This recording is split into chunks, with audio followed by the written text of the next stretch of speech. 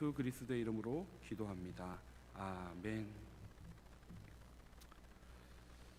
네, 오늘 나의 소원은 이라는 제목으로 함께 말씀을 나누고자 합니다. 오늘 제목이 나의 소원은인데요, 설교를 시작하기 앞서서 여러분들에게 물어보고 싶습니다. 여러분들의 소원은 무엇입니까? 지금 이 순간 바로 대답하실 수 있으십니까? 아니면 좀 고민을 해보셔야 되고 좀 생각을 해보셔야 됩니까? 오늘 예수님이 갑자기 여러분에게 나타나셔서 너의 소원은 무엇이니? 라고 물어본다면 여러분 뭐라고 대답하시겠습니까? 솔직히 말씀드리면요, 저는 사실 사람들 대부분이 자신의 진정한 소원이 무엇인지 잘 모르고 살아간다라고 생각합니다. 얼마 전에 제가 자전거에 타려고 장난감을 하나 주문했습니다. 이런 장난감이에요. 이게 너무 귀엽죠? 제가 아는 사람이 자전거에 저걸 이렇게 달아놨는데 너무 귀여운 거예요. 그래서 저걸 보고 저도 제 자전거에 타려고 저 장난감을 주문했습니다. 그런데 이걸 보고 우리 현이가 갑자기 아빠 이거 뭐예요? 하면서 난리가 났어요.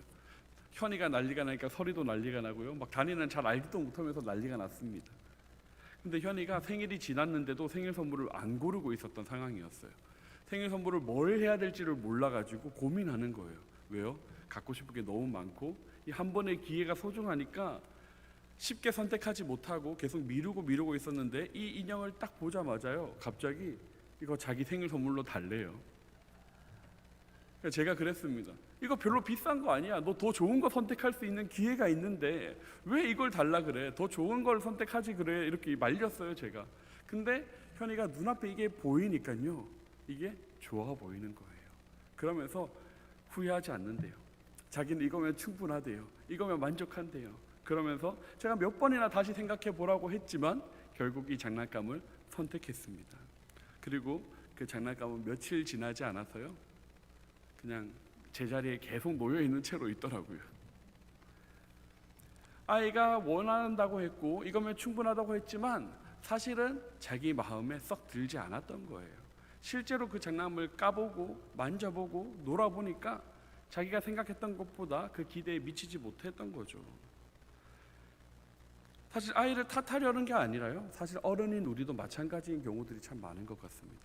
이것이 꼭 필요하다고, 이것이 꼭 원한다고, 당장이라도 없으면 큰일 날 것처럼 구입하지만, 물건을 사지만 쓰지 않고 방치되고 버려진 물건들이 사실 얼마나 많이 있습니까?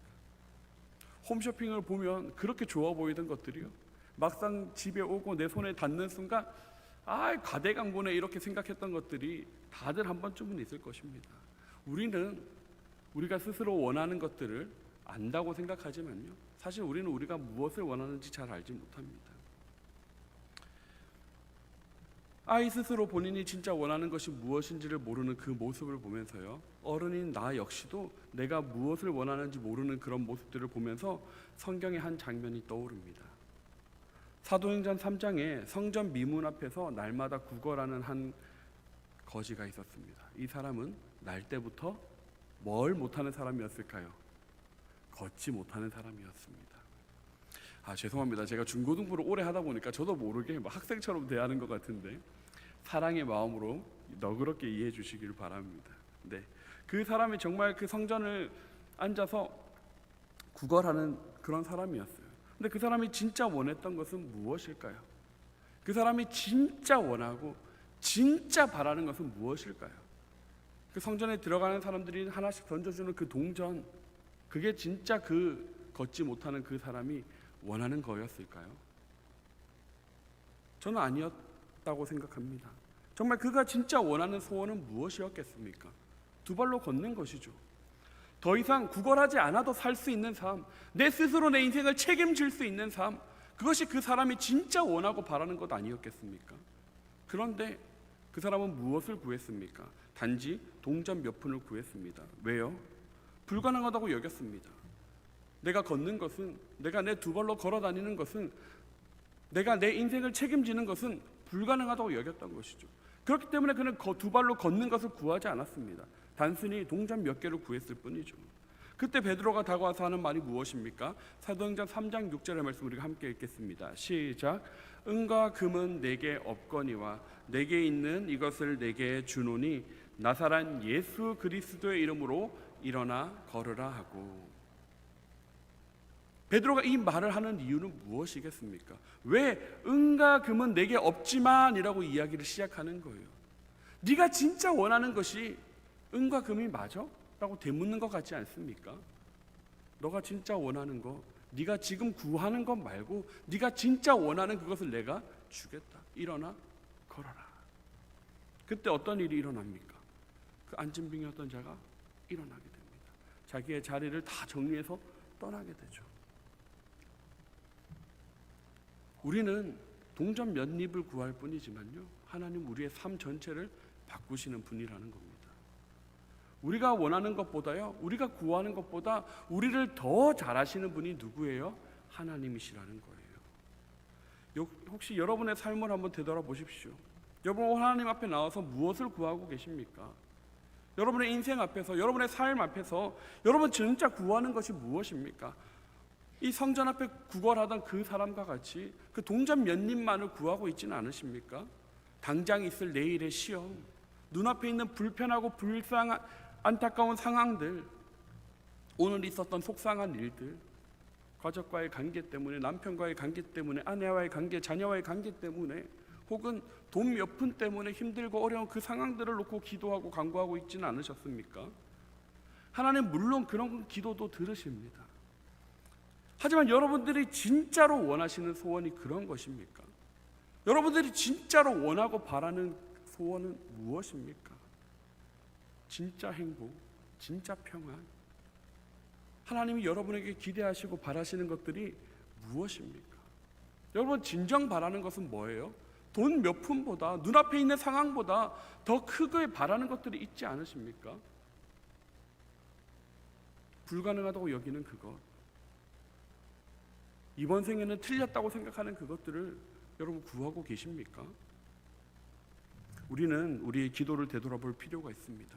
우리의 기도가, 우리의 간구가 혹시 동전만 구하고 있는 것은 아닌지 점검해 봐야 할 것입니다.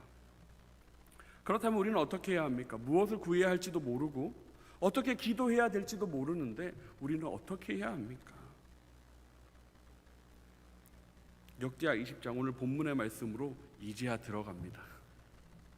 요다 왕 여호사밧의 시대에 모압과 암몬 그리고 세일산 사람들의 연합군이 쳐들어옵니다. 압도적인 규모였습니다. 유다가 감히 혼자 감당할 수 없는 그런 상황이었습니다. 나라 전체가 두려움에 휩싸이게 되고요, 이 여호사밧 왕도 너무나도 두려워하였습니다. 역대하 20장 12절의 말씀 우리가 같이 한번 읽어보겠습니다. 시작.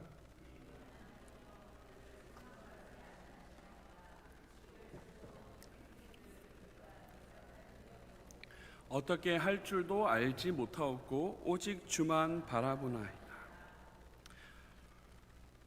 너무나도 암담한 현실입니다. 연합군들이 쳐들어왔어요. 유다는 작은 나라예요.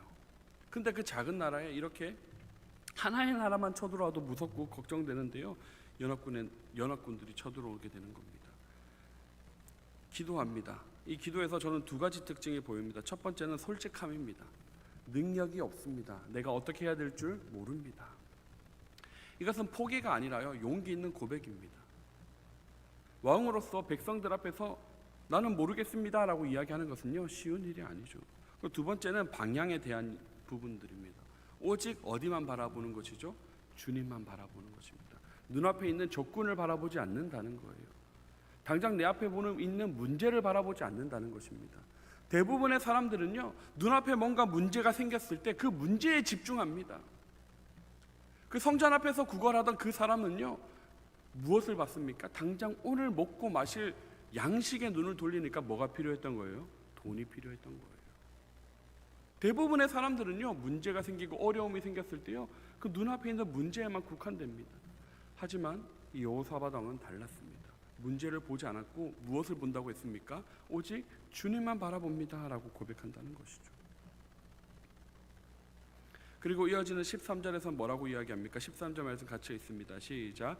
유다 모든 사람들이 그들의 아내와 자녀와 어린이와 더불어 여호와 앞에 섰더라. 왕 혼자가 아니었습니다. 온 백성과 아이들이요, 아내들까지 다 함께 하나님 앞에 섰습니다. 어떻게 해야 될지 몰랐지만 다 같이 하나님 앞에 섰습니다. 이것이 공동체의 모습이라는 것이죠.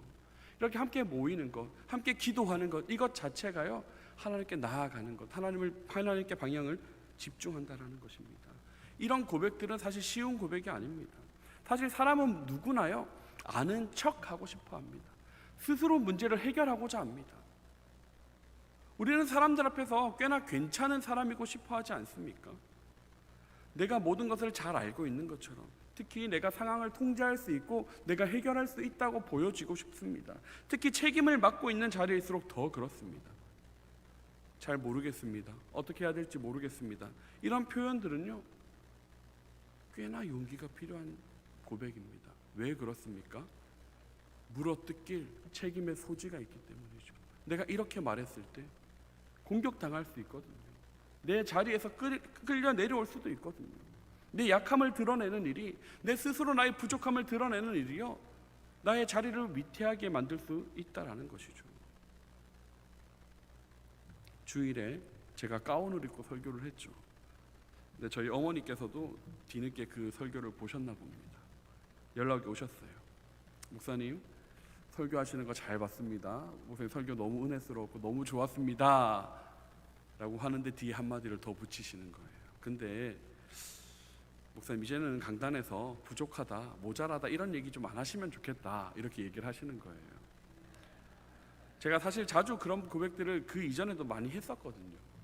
근데 이제 목사 안수도 받으셨으니까 그런 얘기를 좀 안 하시면 좋겠다라고 저희 어머니가 이야기하시는 거예요.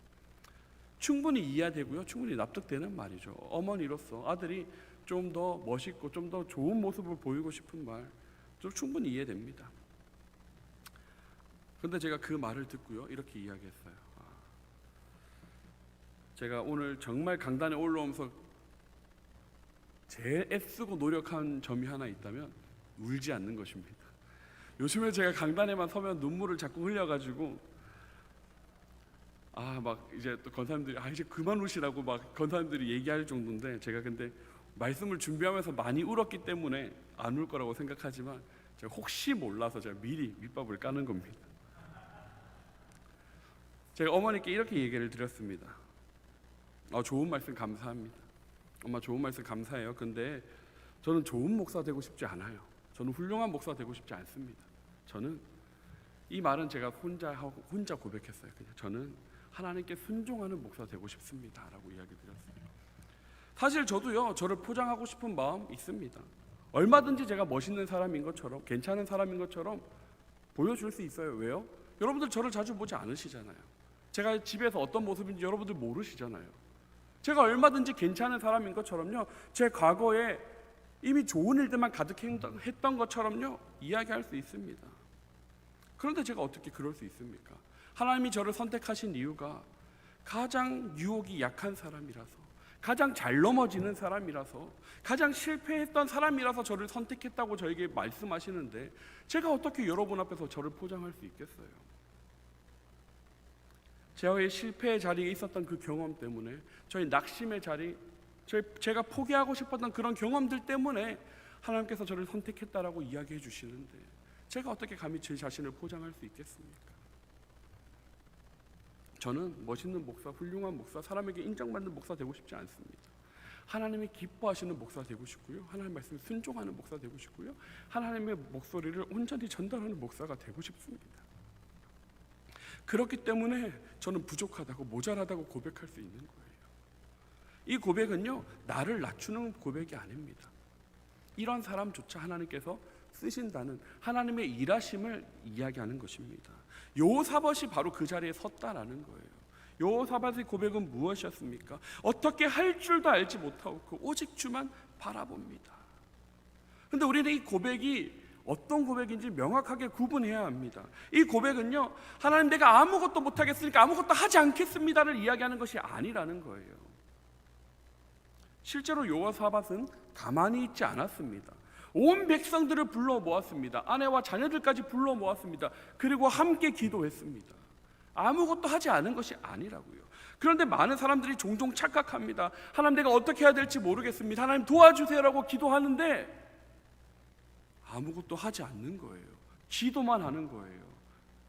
하나님 아무것도 어떻게 해야 될지 모르겠어요 라고 이야기하면서 진짜 기도만 하는 거예요. 여러분 생각해 보십시오. 하나님, 내가 어떤 대학에 가야 될지 모르겠습니다. 하나님, 좋은 대학 준비해 주세요, 예배해 주세요, 기도하는데 공부하지 않아요. 하나님, 좋은 직장을 예배해 주세요라고 기도하는데 이력서 한 장 내지 않아요. 하나님, 그런 사람들을 통해서 일하실까요? 역사하실까요? 아니요. 그것은 믿음이 아닙니다. 방치입니다. 우리가 깨달아야 되는 것은 무엇이냐면요, 우리는 기도만 하는 것이 아니에요. 지금을 준비하는 것입니다. 우리가 알 수 없는 것은요, 우리가 할 수 없는 것은요, 미래입니다. 지금은 우리가 할 수 있는 거예요. 그래서 우리가 할 수 없다라고 고백하는 것은 뭐냐면요, 내가 할 수 있는 영역과 내가 할 수 없는 영역을 구분하는 것입니다. 하나님 앞에 우리가 하나님, 내가 어떻게 해야 될지 몰라요 라는 것은요, 지금 이 순간이 아니라는 거예요. 다가올 미래에 대한 일들이죠. 우리는 미래가 어떻게 될지, 1초 뒤가 어떻게 될지 아무도 알 수 없습니다. 여러분, 제가 1초 뒤에 어떻게 행동할지 여러분들 상상할 수 있겠습니까? 뭐 가만히 서 있겠죠 라고 얘기하겠죠. 근데 혹시 압니까? 제가 갑자기 물컵을 들고 여러분들에게 물을 뿌려버릴지. 아무도 1초 뒤도 알 수 없는 것이요, 사람의 일이라는 거예요. 사람들이, 우리가 착각합니다. 기도만 하면 하나님이 다 하시겠지? 아니요, 절대로 그렇지 않습니다. 하나님은요, 준비된 자를 사용하십니다. 여러분, 준비되어 있어야 합니다. 무엇이 준비되어 있어야 합니까? 지금을 준비하는 거예요. 미래가 어떻게 될지 몰라요. 그건 우리의 영역이 아닙니다. 그냥 내가 할 수 있는 걸 하는 거예요. 여호사밧 왕이 적군들이 쳐들어왔지만요, 전쟁이 당장 일어났습니까? 싸우고 있었습니까? 아니요. 할 수 있는 것은 뭐예요? 백성들과 함께 준비하는 것밖에 없습니다. 기도하는 것밖에 없습니다. 그 일을 했다고요. 백성들을 모았잖아요. 우리가 지금 해야 되는 것은 무엇입니까? 내 현실을 열심히 살아가는 것입니다. 우리의 삶의 가정에 최선을 다하는 거예요. 내 직장 생활에 최선을 다하는 겁니다. 내 사업체에 내 고객들 최선을 다하는 겁니다. 그것이 우리가 준비할 수 있는 지금인 것이죠. 우리의 가정이 행복한 가정이 될지 불행한 가정이 될지 아무도 모릅니다. 내가 다니는 이 직장이 좋은 직장이 될지 내게 최악의 직장이 될지 우리는 알지 못한다고요. 그것을 하나님께 맡기는 거예요. 지금 이 순간 하나님 나와 함께 하실 것이고, 이 나와 함께 할 미래도 여전히 하나님께서 나와 함께 하실 것을 믿는 것, 그것이 하나님을 믿는 삶이라는 것입니다. 그렇게 하나님께 미래의 자리, 걱정의 자리를 내어드렸을 때 하나님 어떻게 일하셨습니까? 전쟁이 사람을 통하는 것이 아니라는 것을 깨닫게 하셨습니다. 역대하 20장 17절의 말씀 이렇게 고백하고 있습니다. 이 전쟁에는 너희가 싸울 것이 없다. 실제로 어떤 일이 일어납니까? 그 연합군들이요, 갑자기 자기들끼리 사륙을 벌입니다. 착각을 하는 거예요. 유다를 공격해야 되는 그들이요, 서로를 죽이고 죽이는 일들이 일어납니다. 이어지는 성경에서 어떤 일들이 일어나면요, 모든 적군들이 다 죽어버렸어요. 서로 괴멸해버린 겁니다. 그리고 남아있는 전리품들을 거두는데 3일이나 그 전리품들을 거둘 정도로 엄청난 전리품들을 거두었다라고 이야기하는 것이죠. 하나님의 일은요, 세상의 상식과 세상의 방식을 초월합니다. 때로는요, 내가 준비했던 것과 전혀 상관없는 방식으로 하나님은 일하기도 하십니다. 로마서 8장 26절에서 사도 바울은 이렇게 고백합니다. 우리 함께 읽어보겠습니다. 시작. 이와 같이 성령도 우리의 연약함을 도우시나니 우리는 마땅히 기도할 바를 알지 못하나 오직 성령이 말할 수 없는 탄식으로 우리를 위하여 친히 간구하시느니라. 아멘. 무엇을 기도해야 될지 모를 때, 무엇을 해야 할지도 모를 때, 막막하고 힘든 그때에도요, 하나님께 나아가면, 하나님께 기도하고 하나님께 엎드리면요, 하나님께서 방법을 주신다는 거예요. 내가 곧 길이요 진리요 생명 되신다고 말씀하신 그 예수 그리스도께서 우리와 함께 하신다는 것입니다. 내가 알지 못하는 그 길을, 내가 가지 못한 그 길을 예수 그리스도께서 도우신다는 거예요. 예수님께서 우리에게 약속하셨던 것이 무엇입니까? 보혜사 성령을 주겠다. 그 예수 그리스도가 우리에게 주신 선물이 바로 성령님, 우리 안에 역사하시는 내주하시는 성령의 은혜라는 것이죠. 그 성령님이요 우리를 위해 기도하신다는 거예요.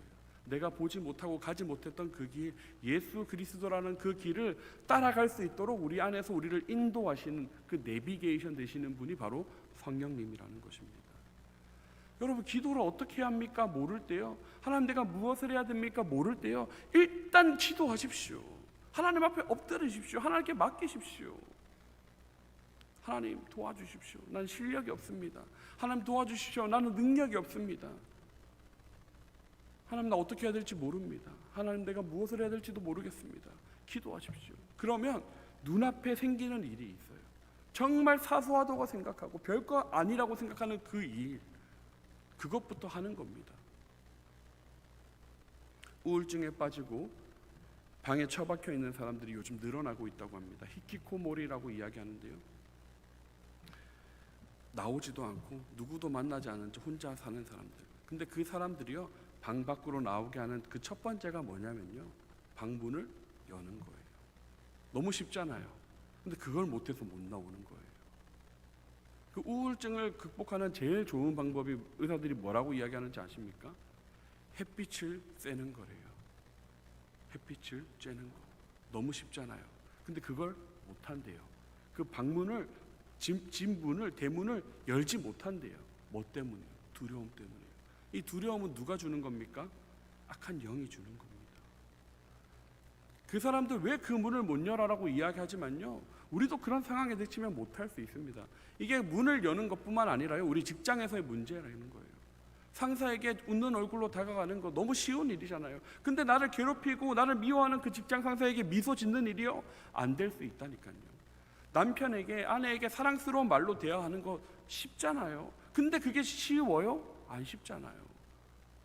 내 남편이 때로는 누구보다 미울 때가 있고 내 아내가 누구보다 이해 안 될 때가 있잖아요. 내 자녀인데도 불구하고요, 때로는 어떻게 이런 게 나왔나 싶은 순간들이 있잖아요. 하나서라, 하나 미안해. 그런데 살아보니까 그런 순간들이 있더라고요. 그런데요, 그 사소한 것을 하는 거예요. 누가? 하나님이 깨닫게 하시는 그 일들을요 하는 거예요.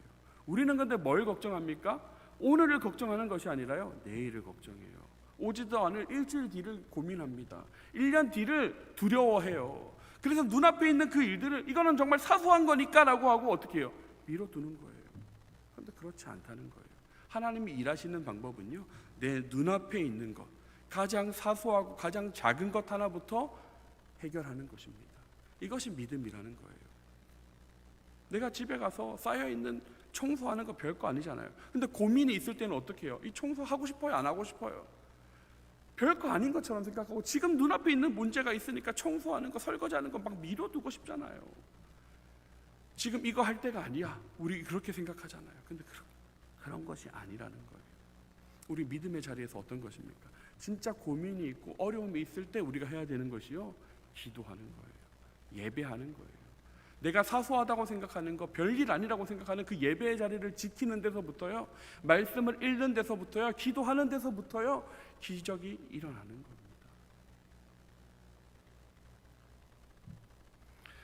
여러분의 소원은 무엇입니까? 여러분의 소원은 무엇입니까? 제가 인스타 보는데 한번 정말 마음이 아팠던 것이 있습니다. 어떤 한 청년이 이런 찬양을 합니다. 주님 한 분만으로 나는 만족해 라는 찬양을 하는데, 근데 그 사람이 갑자기 그 찬양의 가사를 바꿔 불려요. 주님 한 분만으로 나는 만족해 라고 해놓고 갑자기 주님 한 분만으로 집이랑 차랑 뭐랑 이렇게 막 얘기를 해요. 주님 한 분에 집도 있고 차도 있고 뭐 직장도 있고 월급도 좋고 그러면 만족해, 이렇게 찬양을 바꿔서 부르더라고요. 근데 그 댓글들에요, 현실적이다, 이게 솔직한 거다라고 이야기하는데요, 마음이 아팠어요. 솔직한 겁니까? 아니요. 하나님을 제대로 알지 못하는 겁니다. 진짜 주님 한 분만으로 만족한다는 것은 무엇이냐면요, 주님이 우리의 쓸 것도 아시는 것을 믿는 것이 진짜 믿음이에요. 내가 이 여자만 있으면 충분해라고 이야기하는 것이요, 정말 뭐 원신처럼 동굴에 살아도 이 여자 한 명만 있으면 만족한다는 겁니까? 아니죠. 난 당신만 있으면 사랑함으로 충분해. 이 고백이 우리 평생 집도 없이 굴 파서 생활하자 이 얘기입니까? 아니라고요. 하나님 그렇게 상식이 없으신 분이 아니라는 겁니다. 하나님 한 분만으로 만족하신다는 고백은 뭐예요? 그 하나님이, 내가 믿고 의지하는 그 하나님이요, 내 입고 쓸 것을 다 책임지실 것조차 믿는 거죠. 그런 믿음이 없는 거예요. 왜요? 하나님이 집이랑 차는 하나님의 영역이 아니라고 생각하는 거예요. 그렇지 않습니다. 우리 하나님은요, 입을 것 쓸 것 다 아신다고 이미 성경을 통해서 이야기하시잖아요. 동물들도 식물들도 내가 키우는데 하물며 너희를 내가 안 키우겠니? 그것이 하나님의 고백이라고요. 하나님을 진짜 믿는 믿음은요, 내 쓸 것, 내 입을 것 걱정하지 않는 겁니다. 하나님 주시는 안에서 우리가 누릴 수 있는 최선을 누려야 합니다. 예수 믿는 사람들 뭐 맛있는 거 먹으면 안 됩니까? 예수 믿는 사람들은 좋은 차 타면 안 됩니까? 좋은 집에 살면 안 됩니까? 절대 그렇지 않습니다. 하나님 우리에게 주신 복입니다. 하나님 모든 사람에게 동일하게 주시는 분이 아니에요. 많이 주시는 분이 있습니다. 많이 받는 사람이 있습니다. 적게 받는 사람이 있어요. 상관없다고요. 하나님은요, 동일하게 주셔서 공평하신 분이 아닙니다. 다르게 주셨는데요, 동일한 행복, 동일한 만족을 느끼게 하시는 분이시기 때문에 하나님이 공평하신 분이에요. 하나님이 위대하신 분이라고요. 세상의 상식으로는 이해할 수 없잖아요. 나는 100이 있고 저 사람 50밖에 없는데 어떻게 50 받은 사람이 나랑 똑같이 행복할 수 있어? 나는 50평 집에 살고 저 사람은 10평 되는 단칸방에 사는데 저 사람이랑 나랑 어떻게 행복할 수 있어? 말이 안 되잖아요.